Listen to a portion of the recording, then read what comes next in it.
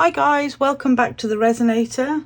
Today I'm going to make a tea light holder, and it's a snake, a coiled up snake. I loved the look of this when I saw this mould. I think this one is Temu. It just looked really cool. So first of all, we're going to give it some colour, and then we're going to mix some resin. So I've got some new Chameleon mica powder that I want to try. I bought these, there's 8 colours in the box. This was from Amazon, I believe. The links will be in the description. There's 8 in the box. They're really nice colours actually. But I've never tried them yet, so I thought this is probably a good project to try them out. So the 2 colours that I've chosen, one is teal, and the other one is plum. There's not a massive amount of colour shift in them actually, not in these 2 anyway. There are in some others in the box. So I think this is going to be a bit awkward to colour. The snake's head looks like it's down there, and I want to do the head in plum. So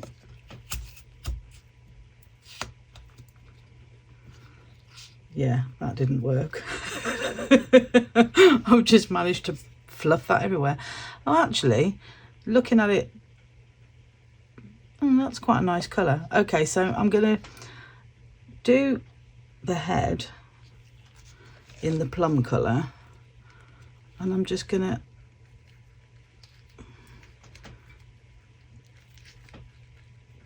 put it in with this sponge applicator. It's just like an eyeshadow applicator.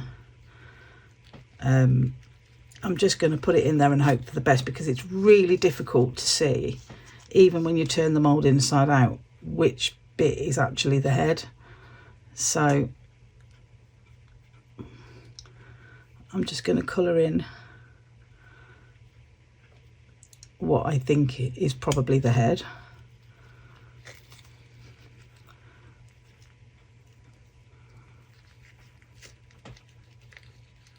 I'm not going to worry too much about getting it everywhere, because, you know, snake scales, let's face it, they're very rarely all the same colour. That is really a really nice colour.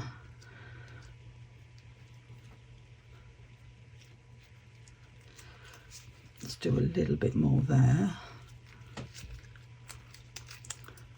I think what I'm also going to do with this is fill it in with black resin. I think that will make the colours show up even better.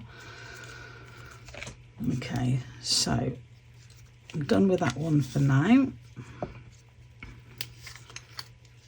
I'm sure I'm going to end up making a complete mess of this one too, but there you go. That's a beautiful colour. This one is the teal. So I'm going to fill it in from the head. Don't really think there's any tidy way of applying any kind of colour powder to a mould at all. You can try and be as tidy as you can, and it's never going to work. So you're better off just shoving it in there, I think. As long as you've got no gaps,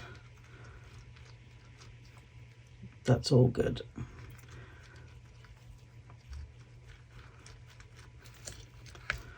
Let's see how it goes on with a brush.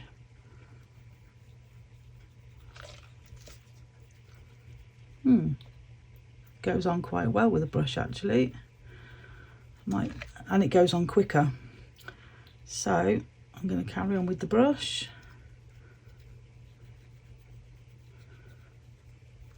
I'm not going to go too far up where the candle bit is going to be.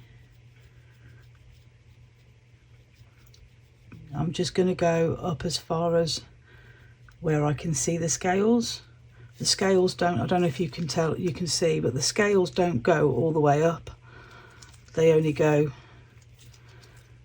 to about 1 millimetre from the top, so I don't think that bit really needs to be coloured in. I think that would look better if it was black. So I'm going to keep colouring this in and then mix my resin, and I'll be back to you once it's time to pour.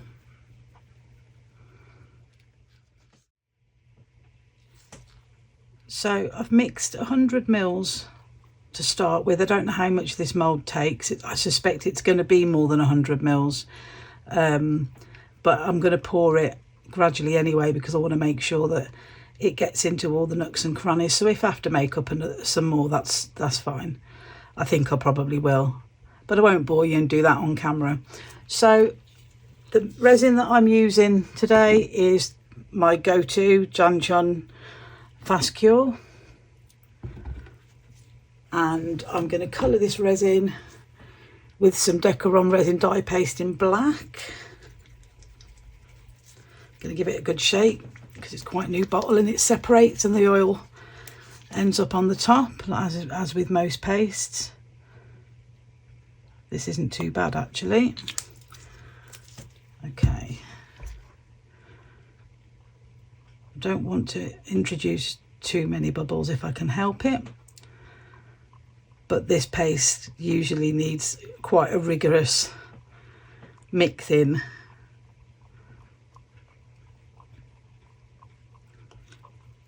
And I want this to be quite opaque.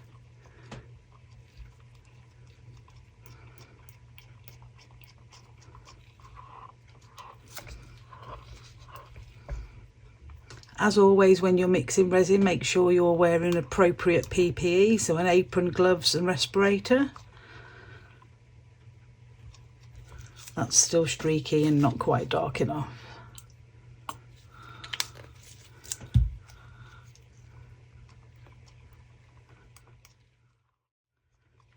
And I'm just going to keep going until this isn't streaky anymore. It doesn't look too streaky now. Yeah, that's pretty good, I think. So we're going to go with that and then see what we've got left, if any. Okay, so I've gone all the way around this mould with the Chameleon powders. I really love that teal colour. I hope it comes out that nice on the finished piece. I've given the top of this a bit of a wipe because that's going to be the inlay bit where the tealight is going to sit. Whereabouts did I think the head was? Right, the head I think is in there. So I'm just going to pour this very, very slowly from this side.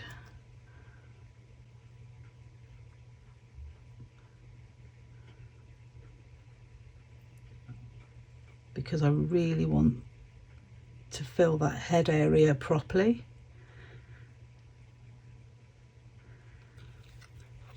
But I'm also going to squidge it a little bit.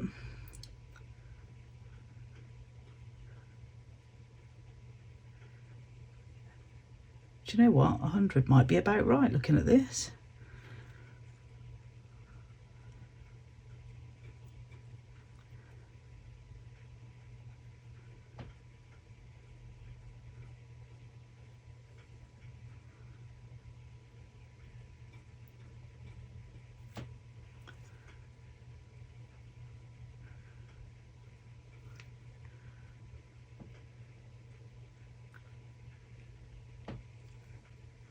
So I think it would probably take about between 85 and 90 mils.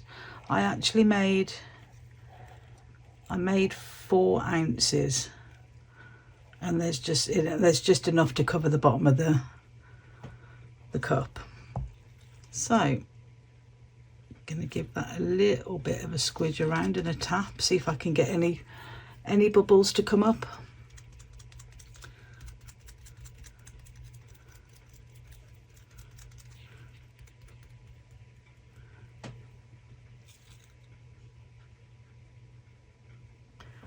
I might take a tiny bit out of that. I think I might have put just the tiniest bit too much in there.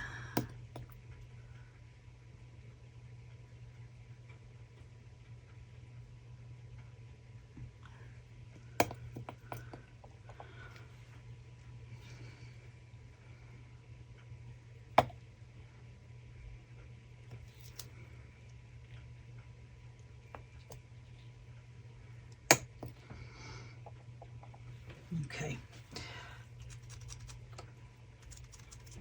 so we've had some bubbles come up there, so I'm going to give that a little spritz.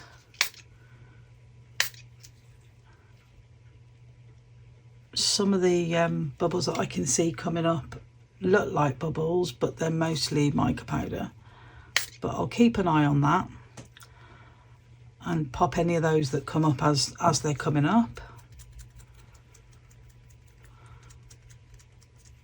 And I will see you back for the demold. So it's time to demold this now. I'm really looking forward to it because I want to see what these colours have come out like.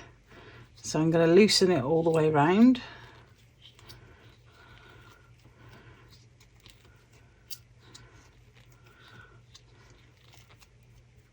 And see how easy it pops out.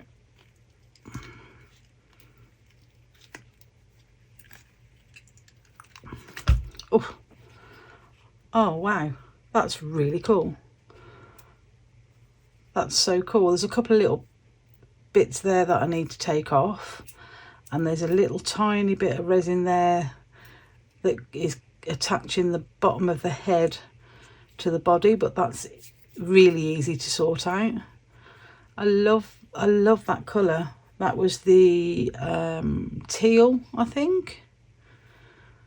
The red one hasn't come out quite as bright as I thought it would, but it's come out good enough for this because it sort of blends in with the head. I'm going to bring it up a little bit so you can see.